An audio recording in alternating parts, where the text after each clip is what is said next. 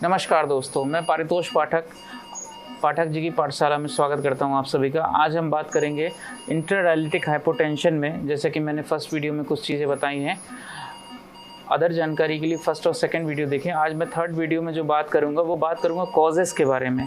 यहाँ बहुत इंपॉर्टेंट चीज़ें हैं कि मैनेजमेंट मैंने जैसे बताया और आपको टाइप्स बताया कि बेसिकली कौन कौन से टाइप्स हैं, और थर्ड चीज़ें आज मैं जो बताने जा रहा हूँ वो है कॉज। बेसिकली कौन कौन से कारण हैं जो इंट्राडायलिटिक हाइपोटेंशन को सपोर्ट करते हैं सिस्टम को, ये होने के रीज़न, मुख्य कारण। उसमें जैसे हम बात करते हैं वॉल्यूम रिलेटेड। अगर वॉल्यूम रिलेटेड हम बात करें तो कौन कौन से पैरामीटर्स हैं जो दिक्कत करते हैं। एक होता है कि जो बहुत ज़्यादा वो पेशेंट जो पानी बढ़ा के आते हैं, जिनको अगर अगर हमने उनको काउंसिल नहीं किया है कि आपका वॉल्यूम जो है एक दिन में कितना पानी पीना है, इसकी उनको पूर्ण जानकारी नहीं है, और अगर जानकारी है भी तो उसके बावजूद वे पेशेंट ज़्यादा पानी पी रहे हैं या हाईली लिक्विड डाइट ले रहे हैं, जैसे कि तरबूज, खरबूज, इस तरीके की चीज़ें जिसमें क्या वाटर सब्सटेंस ज़्यादा होते हैं, खीरा, तो उस तरीके के जो फ्लूइड्स वाली चीज़ें जो पेशेंट्स लेते हैं तो उनमें क्या होता है, हायर साइड उनका वेट बढ़ जाता है। तो उस वेट को निकालने के चक्कर में क्या होता है, टेक्नीशियंस और डॉक्टर्स मिलके उसको क्या है, पल्मोनरी एडिमा हो रहा है, बहुत सारा पानी निकालने की कोशिश करते हैं, तो उस रीज़न में हाइपोटेंशन होता है। दूसरा क्या है, वो पेशेंट जिनका क्या है कि फ्रीक्वेंसी डॉक्टर के सजेशन के हिसाब से ट्वाइस या थ्राइस अ वीक है डायलिसिस पर, वो सिंगल ही करवा रहे हैं, और वो जब आते हैं तो फ्लूइड बहुत ज़्यादा ओवरलोड रहता है, शॉर्ट ड्यूरेशन ऑफ डायलिसिस करवाते हैं, मतलब 4 घंटे में ही 8 लीटर पानी, 5 लीटर पानी, 6 लीटर पानी निकलवाने की कोशिश करते हैं।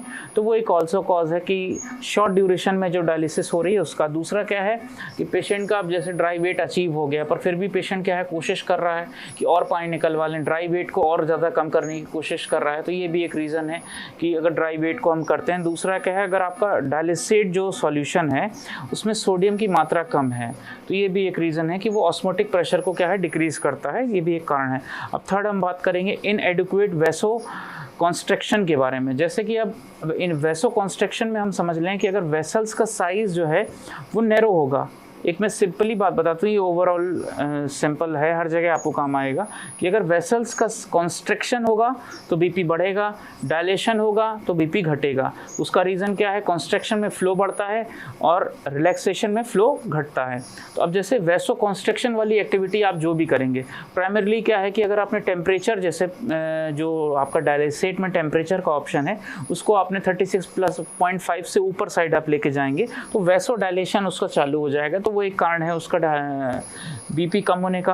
दूसरी चीज़ है कि अब जैसे एनीमिया है, वो भी एक रीज़न है। तीसरा है आपका कि ऑटोनोमिक न्यूरोपैथी है उसको, तो है। दूसरा, अगर वो खाना खा रहा है ड्यूरिंग डायलिसिस में, अगर उसको वैसे ही संभावना ज़्यादा है कि बीपी कम हो रहा है, तो अगर वो खाना भी खाएगा तो और बीपी कम होने की संभावना बढ़ जाती है।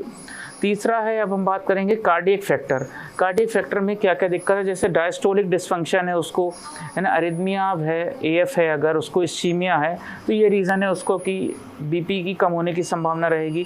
अब यहाँ पे बात आती है बहुत महत्वपूर्ण चीज़, जिसको उतना टेक्निकली हम नहीं साउंड कह सकते। अनकॉमन कॉजेज़ कौन कौन से हैं, जैसे इसमें पेरिकार्डियल टेम्पोनेट दिया है, मायोकार्डियल इन्फेक्शन दिया है, ऑकल्ट हिमरेज, कहीं पे पता नहीं है पर वो हिमरेज हो चुका है या हो रहा है या पहले से हुआ है और जिसकी जानकारी अभी तक हम नहीं कर पाए, तो वो भी एक कॉज है।